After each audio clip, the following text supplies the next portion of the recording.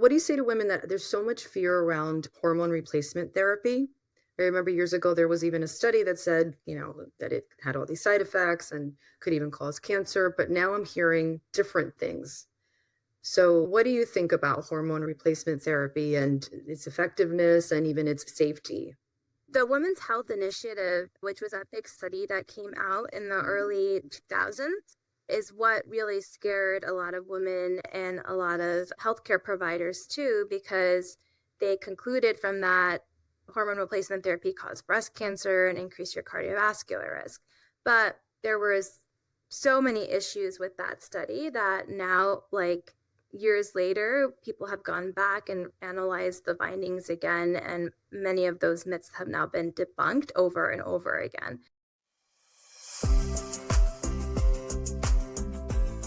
Welcome to Life and Love by Design. I'm your host, Odette, Coronel, an accredited professional coach, relationship mentor, NLP practitioner, and coach supervisor. I have guided countless individuals and couples who feel stuck to step out of autopilot and create relationships and lives that feel intentional, joyful, and deeply fulfilling. Tune in every Wednesday where I'll share tools, conversations, practical strategies, and fresh perspectives so you can get more intentional about designing a life and relationship that truly fulfills you. So let's dive in.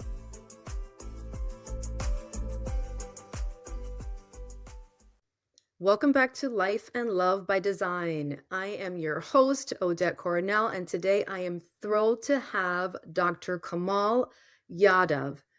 She is a triple board certified in family medicine, lifestyle medicine, anti-aging, and regenerative medicine. And after years in traditional primary care, she dove into functional medicine to really address the root causes. She now focuses on women's health and hormones, integrating Eastern and Western healing in order to support the whole person's wellness. I love that. Dr. Yadav, thank you so much for being here and welcome. Thank you. Thank you so much for having me. I'm really excited to have this conversation with you. Yeah, me too. Before we dive in, I want you to tell me when you're not helping women balance their hormones or guiding them toward wellness, what is your favorite way to kind of decompress and relax? Making a nice cup of chai, lighting a candle, and cuddling with my puppy. Oh, I love that. What kind of puppy do you have?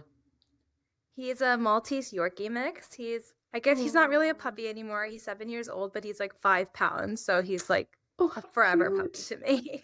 How cute. Oh my goodness. I used to have a Yorkie and he passed away, but I still have a Shih Tzu. So Aw, cute. Yeah. they're the best. They're just like Yeah. unconditional love always. Always, always. Yes. So you trained in traditional primary care, right? But then you kind of moved into the functional medicine. Tell Yep. me what kind of inspired that shift from traditional care to the functional medicine. Yeah, so I worked in like traditional outpatient primary care since I graduated residency, which was in 2020. And the reason that I went into family medicine was I wanted to be really preventative and proactive in my approach. But what I was like finding in the hospital systems was that it was more of a reactive type of medicine that we were practicing. It felt like we were just kind of scratching the surface, putting band-aids on the problem and then sending people off. And it didn't sit right with me.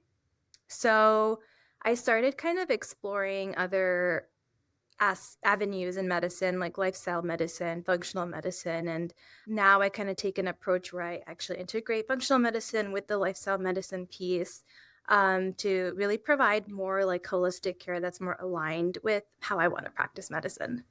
Mhm. Yeah, and I agree with that when it's kind of frustrating. You go to the traditional doctor, your primary care doctor, and you have all these symptoms, and many times they don't get to the root cause of the symptoms and they kind of prescribe something for the pain or the discomfort, which is only the symptom, and we don't really Yeah. get to the root cause of whatever's happening. Can you Yeah. tell us and explain to us a little bit what exactly is functional medicine? Because I've heard of functional medicine, you've got integrative medicine, you've got, you mentioned lifestyle medicine. So what is the main difference, do you think? So functional medicine is really looking at like the root cause. It's taking a deeper dive into different testing modalities to figure out like what's really going on at the bottom. So whether that's testing for things like leaky gut to see if it's gut health that's is contributing, or if it's like inflammation, if it's genetics, if it's mold, if it's hormones. It's really going a level deeper to kind of address that. Lifestyle medicine is using lifestyle things like diet, exercise, sleep, stress management to help prevent and even reverse sometimes chronic diseases. And oftentimes they're both integrated together. You do the testing from functional medicine, you incorporate the pieces from lifestyle medicine to have a really full integrative approach to care. Okay. Yeah, I love that. So you're not just treating the one part of them, you're kind of taking a bigger look at what's happening. Yeah, And exactly. yeah. And I take also like this mind, body, spirit approach to my care because I've also integrated Ayurveda into my practice, which is 5,000-year-old Eastern medicine, ancient medicine that's been around forever. And I like to really think about the mind and body connection, the mind and gut connection. A lot of the herbs and adaptogens that they're using in functional medicine have actually come from Ayurveda. And Mm. even practices like meditation and pranayam, which is breath regulation, mindfulness practices, these also have been known for thousands of years in Ayurveda, just have kind of become a little rebranded in different ways. But we know that these practices work. And I'm really into like also incorporating that mind, body, spirit connection for people. Yeah. So how do you with the Ayurveda? I remember I have a friend of mine that was, very knowledgeable in Ayurveda and she practiced Ayurveda as part of her lifestyle. And I remember her mentioning to me that I should drink more warm liquids and stay away Yeah. from cold Yeah. drinks and things like that. And what else? What does Ayurveda really mean? Because I'm really not. I know that it's the mind body and it's about mindfulness and things like that. But what else? What does it mean? Yeah. So, Ayurveda is about balance, and it's about you have different doshas in Ayurveda, and the lens that you look at the patient is according to their dosha. And so their dosha will usually be composed of one of the five elements, which will be air, water, ether, fire, and earth. And people usually have some constitution of two or more of these elements. And really in Ayurveda, we're trying to balance their constitution. So, for example, in the fall, you think of it as more of like a dry environment. And our bodies also respond accordingly because it's all about being in sync with nature. And so, in order to kind of counteract that, you may want to incorporate more warm liquids. You may want to do more grounding practices during that time. You may want more oil massages like Abhyanga practices to help really keep you grounded. And then in different seasons, you may want to have different practices, and also according to your body's constitution. Like some people may be a little more airy, so they may have more qualities of like, anxiety and air and wind, versus like other people might be a little bit more sluggish and have that more earthy qualities. And so you want to be able to prescribe them things that are going to help balance those doshas out. And so I kind of use that as an approach and a lens to look at people in. And then I also integrate my Western medicine. I do a lot of hormone replacement and work with women who are in perimenopause and menopause, which is known to be a vata stage in life, so a more drying stage in life. So Mm, that's kind of like where the Ayurveda comes in. right. Okay. And just one last question about the Ayurveda, just because I'm curious. How do you know a person's dosha? How do you determine that? Is that just through test? You could do like a dosha quiz, and there's tons of them online. Okay. So that helps. But a lot of it is through just, clinically talking to the patient, and even like sometimes their physical constitution can give you an idea. Things like, do they have thick hair? Do they have thin hair? Do they have dry skin? Do they have oily skin? Are they heavier or are they lighter? So some of those physical constitutions can also give you insight into their Mm, doshas. okay.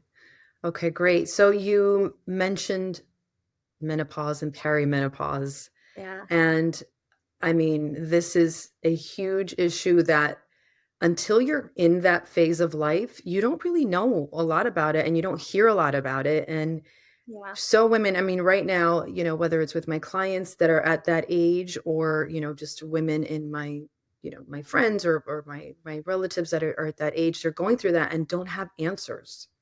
Yeah. What are the biggest misconceptions that you find about perimenopause and menopause?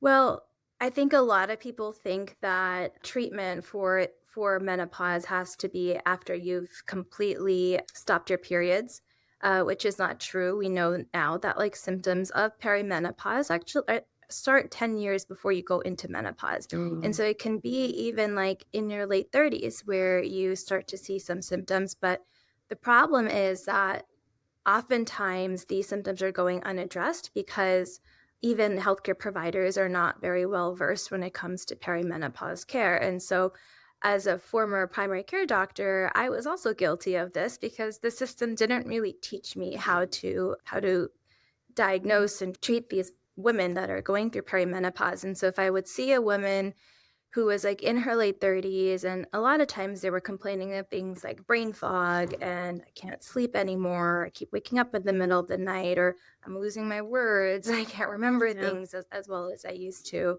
Like what's going on, or I'm really anxious all the time now. And I've never had this much anxiety in my life before. And when you don't understand what perimenopause looks like in the traditional medical setting, oftentimes the answer has been, well, here's an antidepressant, here's an anti-anxiety medication, here's a sleeping pill, just different treatments for each of the Mhm. symptoms, but Yeah. again, not really getting to like the To the bottom of what's root. going on. Yeah. Yeah, which is hormone imbalance. And it was one of those things like once I learned about hormone replacement and about perimenopause and enter the functional medicine space, it was just something I couldn't unsee anymore. It's just like you Yeah. can't go back. You can't go back to doing medicine the old way anymore after that. Yeah, and all of those symptoms that you describe are so real. I mean, women are going through them and I'm a relationship coach. These symptoms impact your relationship, how you show up, how you feel about Absolutely. yourself as a woman, how you interact with your partner. Yeah. So the fact that for so many years doctors were not even learning about this really, and Yeah. they don't even know how to treat you, and they want to just kind of help you with the symptoms is kind of sad. And I'm glad that there are doctors like you that are changing that and that now women have somewhere to go for answers. If you're doing all the right things, you're showing up, you're holding it together, you're being capable and responsible, and yet something in your life and relationships or your marriage still feels off, then give me a few seconds of your time because this message is for you. Relationships don't usually fall apart because of one big event. More often, it's the small everyday moments when we stop being intentional, or we stop really listening, or we stop choosing connection. Those are the things that create distance over time. I work with thoughtful, high functioning individuals and couples who aren't broken, but they're feeling disconnected or misaligned or just wondering how they got here. In my coaching, we slow things down. We try to understand what's happening beneath the surface. We identify the patterns that are shaping your relationships and your choices, and then we intentionally design what comes next. So if you're listening and you're thinking, this feels like me, that's not an accident. I offer a complimentary relationship and life alignment audit. It's a focused 45-minute conversation where I'm going to help you gain clarity and identify what comes next. You can book your session by visiting odettecoronel.com. I would love to connect with you. Yeah, absolutely. It's like when women start to kind of get in that perimenopause stage of life, they're usually like in their 40s, and in their 40s, they're also probably dealing with children who are entering puberty. They're also maybe dealing with aging parents. They're maybe at the peaks of their careers, they're in these relationships and marriages and things, and that's when just all the different stressors of life are just It's like thrown a at you. tsunami. Yeah, Yeah. all at once, and then you add on like perimenopause to that, and the mood instability and the not being able to sleep, and it's actually a time period where most people go through divorces. Yeah. Most people leave their jobs. High functioning women at the peaks of their career when they're suffering a hot flash in the middle of a speech or a presentation and losing words and things, like it often leads them to end up taking a step back, which is really sad because we really need these women. We're powerhouses. Yeah, absolutely. Yeah, I have a client that it really impacted her marriage, and she just felt no desire, no desire to be intimate, but even no desire to even interact anymore. She just kind of kept to herself and did her own thing, and she just did not even want to interact as much as she was with her husband. And the way that she described it, it's like before she was more accommodating and more like, what does her husband need? What did her kids need? And all of that. And Yeah. she's like, I'm done. She just said Yeah. she was just done, and she kind of shut down. So it's very real, physically, emotionally, and it impacts your work, your life, your family. They say that it's similar to the changes that children go from when they become adolescents and then they become teenagers, that big shift Yeah, it's like that going through teenagers another go. It's like hormonal going transition. through that. Yes, Puberty in your yes. 40s. Yeah, yeah, that's huge. What do you say to women that there's so much fear around hormone replacement therapy?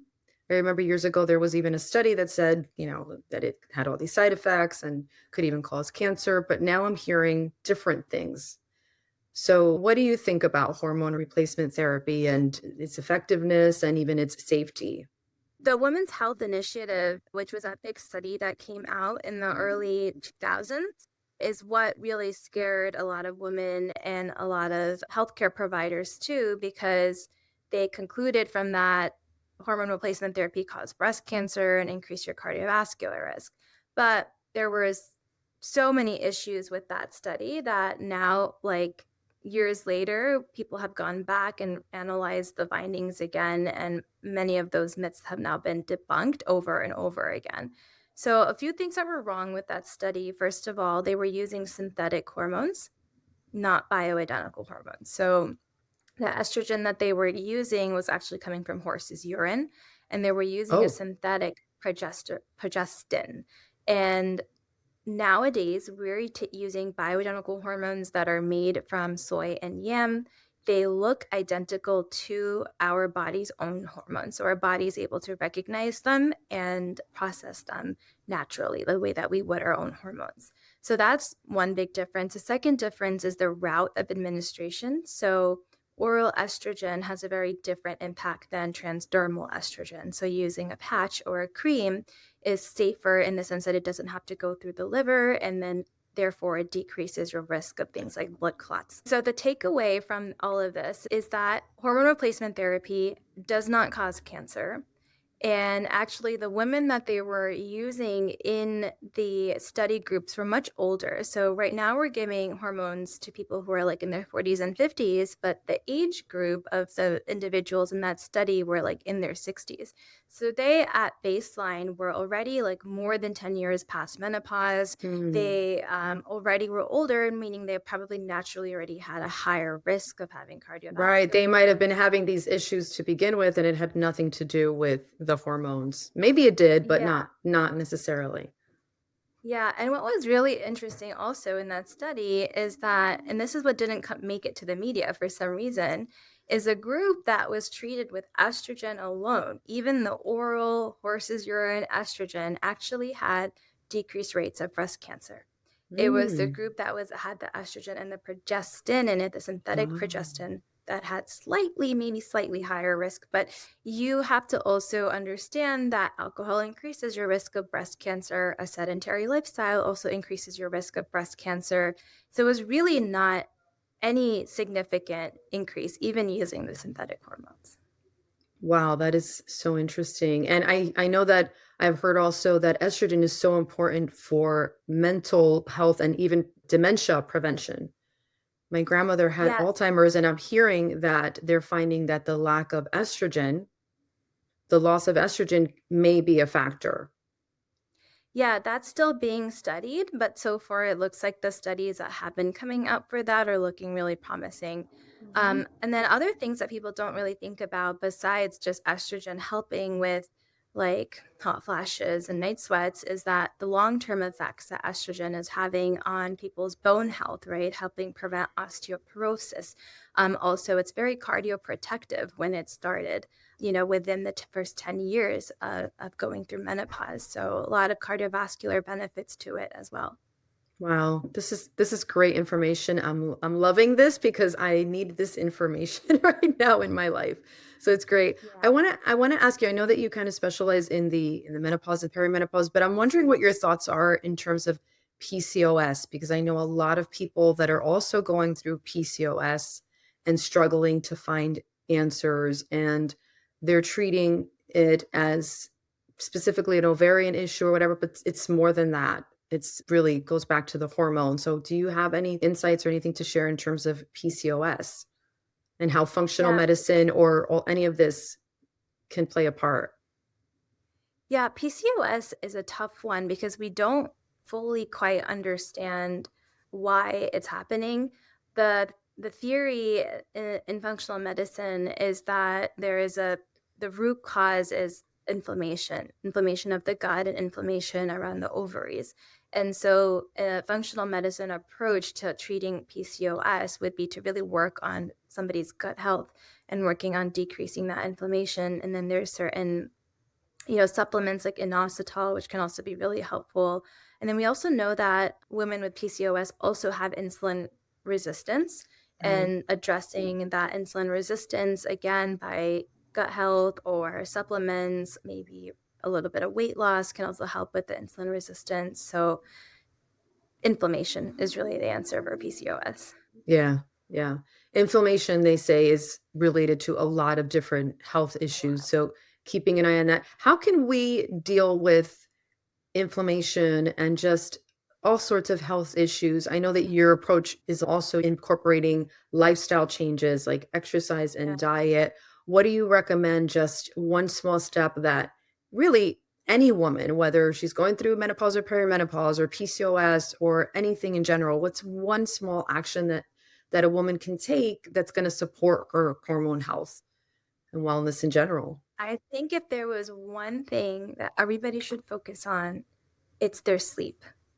I think Mm. we as a society really undervalue sleep. We think of it maybe sometimes as like a waste of time, like I don't really need to sleep, but sleeping the 7 to 8 hours a night and getting good restful sleep is going to really help set you up for the rest of the day. It's going to help regulate your cortisol curve. It's going to help then decrease inflammation in your system. It's the time that your body repairs. And if you don't Mm. give your body the chance to repair, all of those things like the misfolded proteins and all the inflammation is just going to continue to brew. I love that. I love that because it's simple. Anyone can kind of take a look at their sleep patterns and try to do better. What about for people that have trouble sleeping? Like I know with perimenopause, that's one of the things that come up, right? We have trouble sleeping or we wake up at 2 in the morning. So do you have any tips or advice in terms of how can we get our bodies to relax and calm down and get a good night's sleep? So from, like a medical perspective, that sleeping issues are due to the drops in progesterone levels. So progesterone is that calming hormone for women. It's why Oh. pregnant women are always sleepy because they have very high levels of progesterone. And as we age, actually starting in our 30s, our progesterone levels are declining. So depending on where you are in the perimenopause phase, sometimes a little bit of progesterone can actually go a really long way in helping women be able to sleep. And then from a lifestyle medicine perspective, working on sleep hygiene is really important. So making sure that you're turning off those screens 2 hours before. You're giving yourself a good like wind down routine, maybe a warm shower, reading a book in bed. Just really the screens is the biggest thing, but making sure your bedroom is dark, making sure your bedroom is cool, avoiding during the daytime doing any kind of work in the bedroom. Like you don't want to associate your bedroom with a stressful work environment. It really should just be for sleep and sex, and that's it. Right. Yeah. So, and then from an Ayurvedic perspective, I really like, yoga nidra for people, just a calming meditation practice before bed, maybe some deep belly breaths before bed, abhyanga, which is great. So abhyanga is oil massage. And even just giving yourself just a little bit of like TLC and self-care before bed, maybe take some warm oil and just massage your feet and give your feet some love before bed. Magnesium before bed is Oh, really yeah. helpful. So those are kind of like how I look at all the different ways that we can like treat a symptom using Western medicine, Ayurveda, lifestyle medicine, yoga, all of these things, and kind of combining it for people. Yeah, that's great. I love that. Definitely the magnesium helps because I take magnesium at nighttime, and that has made such a difference in my sleep. So I can definitely attest to that.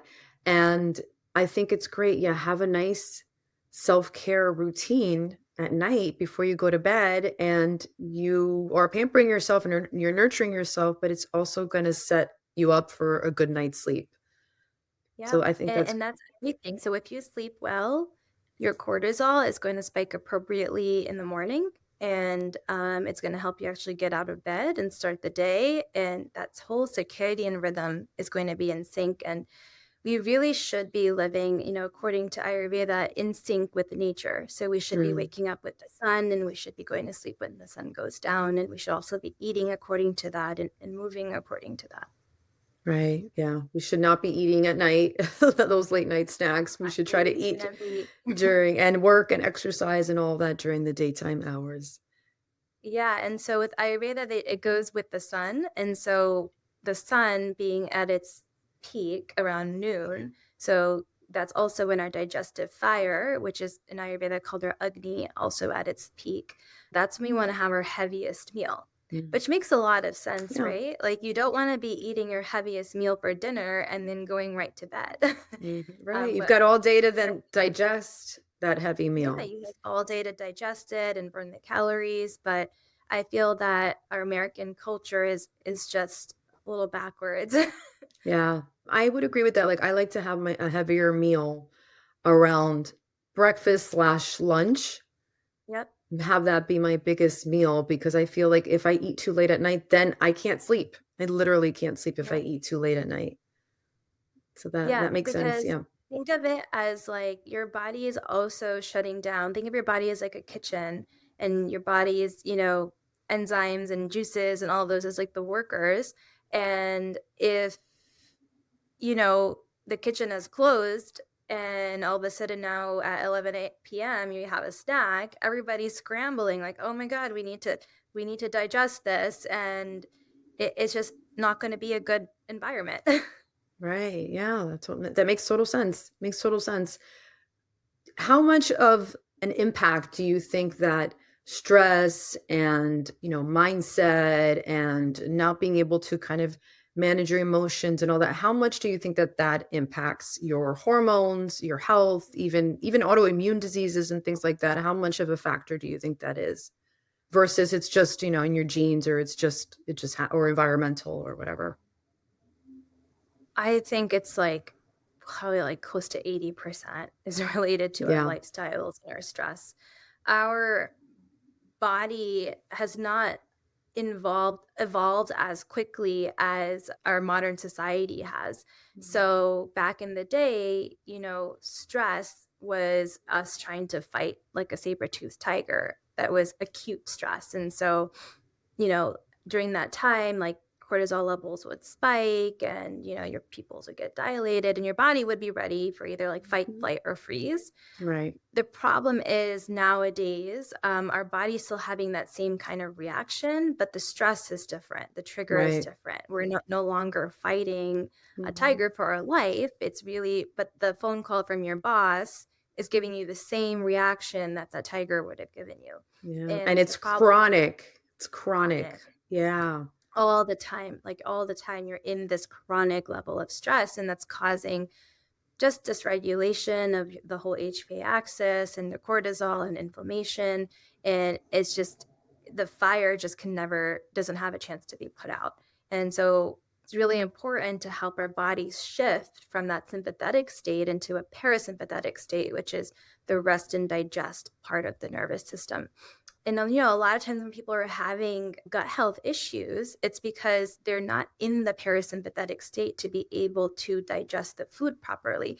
If you're eating on the run or you're eating and watching a stressful show, and you're in the sympathetic state, then how can your body do what it needs to do to digest the food?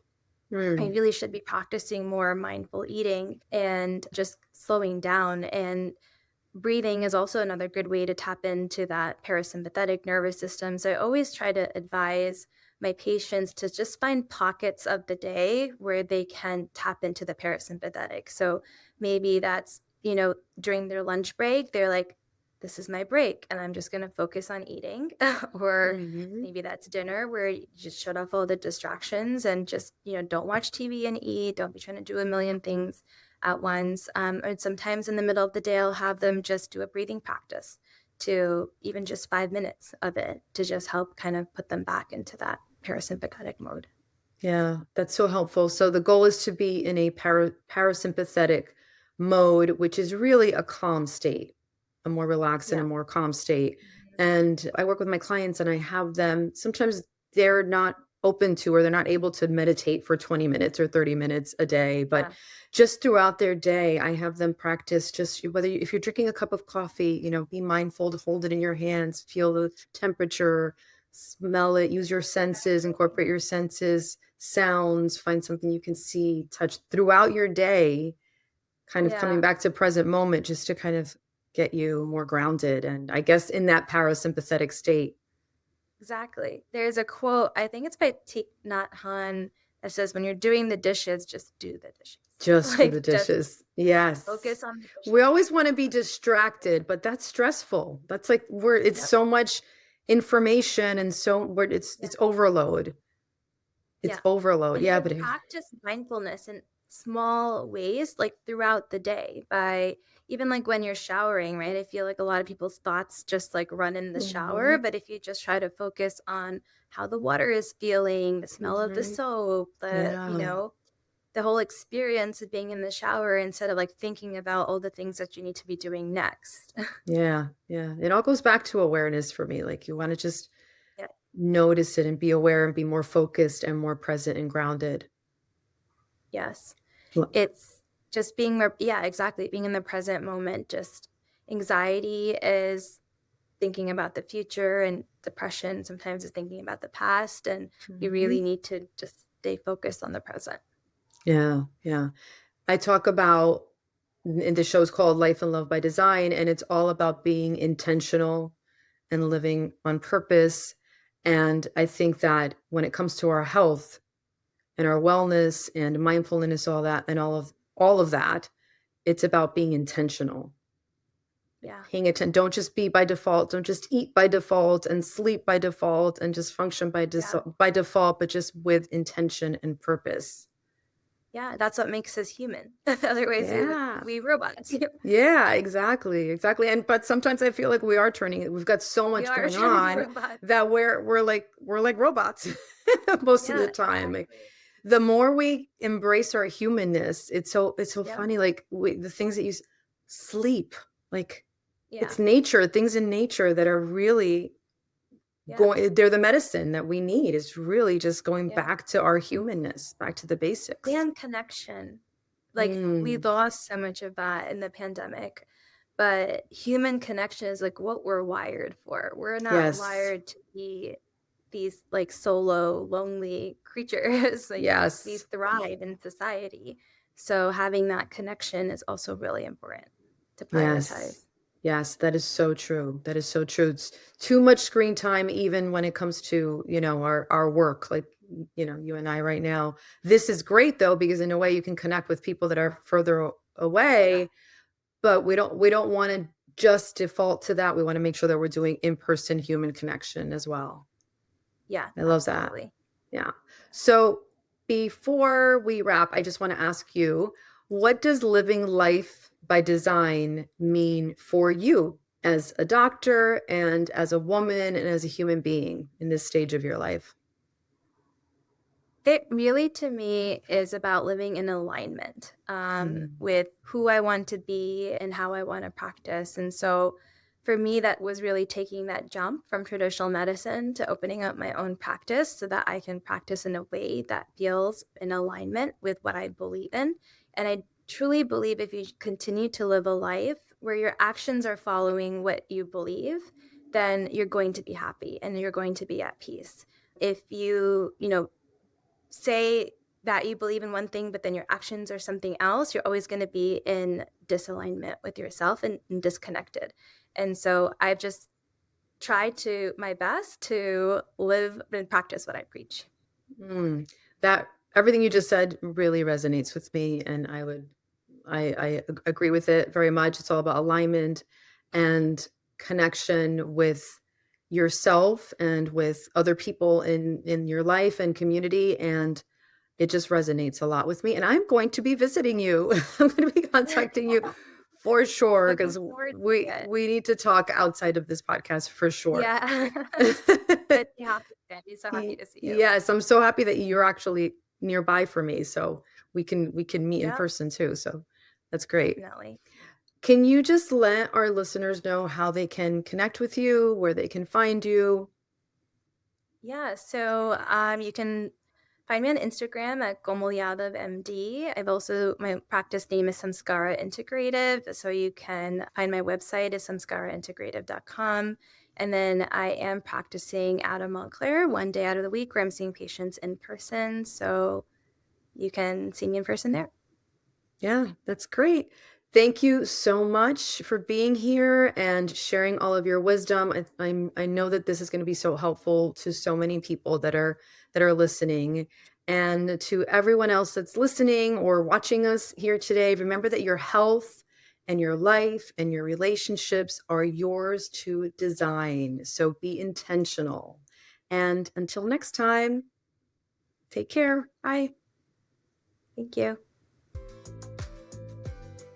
Thank you so much for listening to today's episode of Life and Love by Design with me, your host, Odette Coronel. If anything that you heard today resonated with you, please take a moment to like and share this episode, subscribe, even leave a rating. This helps us grow and reach more amazing people just like you who are ready to evolve and design a life and a love that they want to live. And don't forget to join the conversation on Instagram at Odette Coronel Coaching. I would love to hear your takeaways. And if you don't have Instagram, you can always email me at lifecoach@odettecoronel.com. Until next time, remember your life and your love are yours to design. See you next week.